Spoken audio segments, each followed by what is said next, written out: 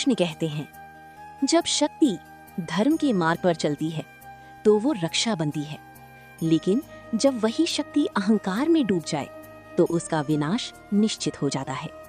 नमस्कार दर्शकों, आप देख रहे हैं भक्ति की कहानियां, जहां कथा नहीं अनुभव होता है। पिछले एपिसोड में आपने देखा कैसे राजा रंतिदेव ने 48 दिनों की भूख में भी अपना अंतिम जल दूसरों को दे दिया। आज की कहानी शिव पुराण की एक ऐसी रहस्यमयी कथा है जिसमें समुद्र से जन्मा एक बालक तीनों लोगों के लिए विनाश बन गया, जिसे कोई देवता हरा नहीं सका, और अंत में स्वयं भगवान शिव को अपने ही अंश से युद्ध करना पड़ा। आज की कथा है जलंधर की जन्म और अंत की।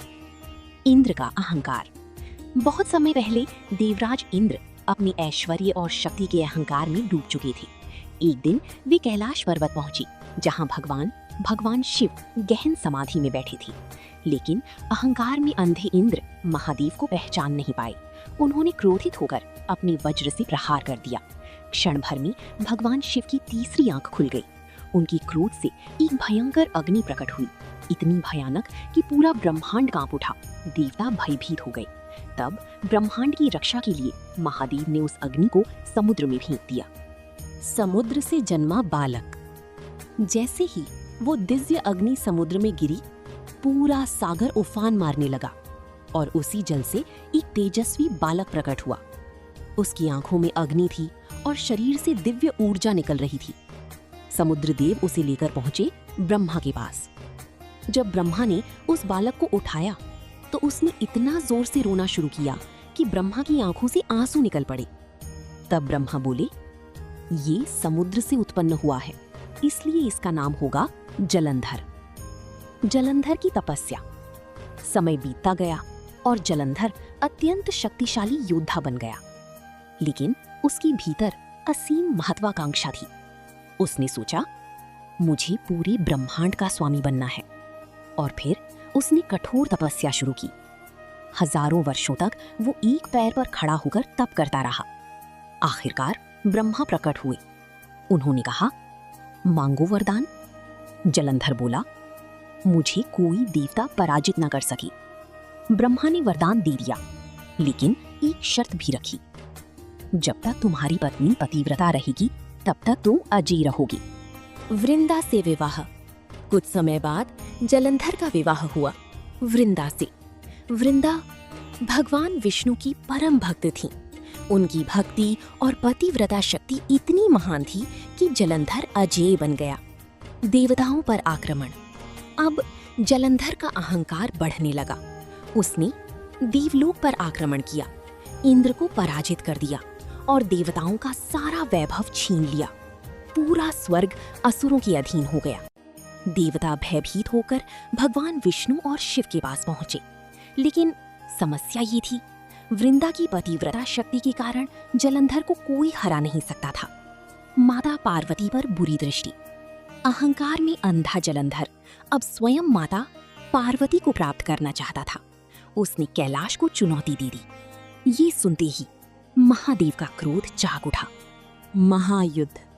फिर शुरू हुआ इतिहास का एक भयानक युद्ध। एक ओर भगवान शिव, दूसरी ओर जलंधर और उसकी विशाल सेना। धरती कांप उठी, आकाश लाल हो गया।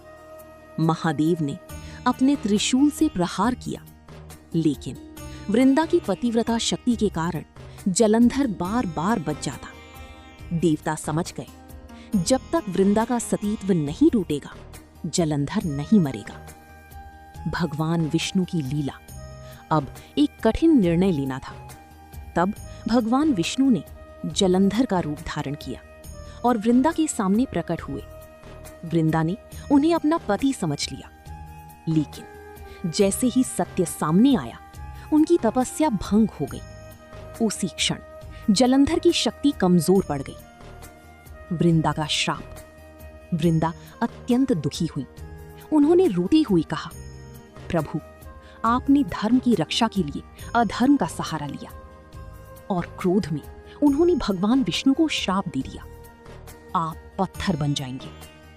कहा जाता है उसी श्राप के कारण भगवान विष्णु शालिग्राम बने और वृंदा तुलसी के रूप में पूजित हुई। जलंधर का अंत। उधर जैसे ही वृंदा की शक्ति समाप्त हुई, महादेव ने अपने त्रिशूल से जलंधर का अंत कर दिया। उसका शरीर अग्नि में विलीन हो गया और उसकी आत्मा वापस भगवान शिव में समा गई, क्योंकि वो शिव के क्रोध का ही अंश था। इस कथा का गहरा अर्थ: अहंकार सबसे बड़े योद्धा का भी विनाश कर देता है।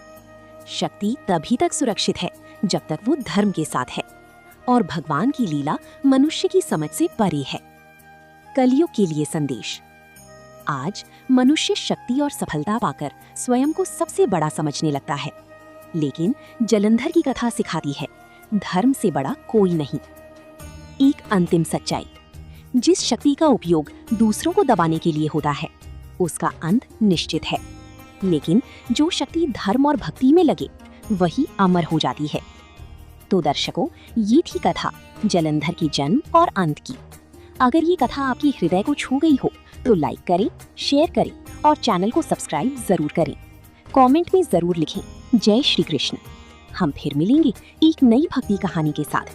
तब तक के लिए धर्म की मार्ग पर चलती रहिए और भगवान पर विश्वास बनाए रखिए। बनी रही भक्ति की कहानियां परिवार के साथ। धन्यवाद। राधे राधे। अगर आपको हमारी स्टोरी वीडियो अच्छी लगी हो तो हमारे वीडियो को लाइक करें, चैनल को सब्सक्राइब करें और अपने फ्रेंड्स के साथ भी शेयर कीजिए और कमेंट में बताइए कि कैसी लगी आपको ये स्टोरी। धन्यवाद।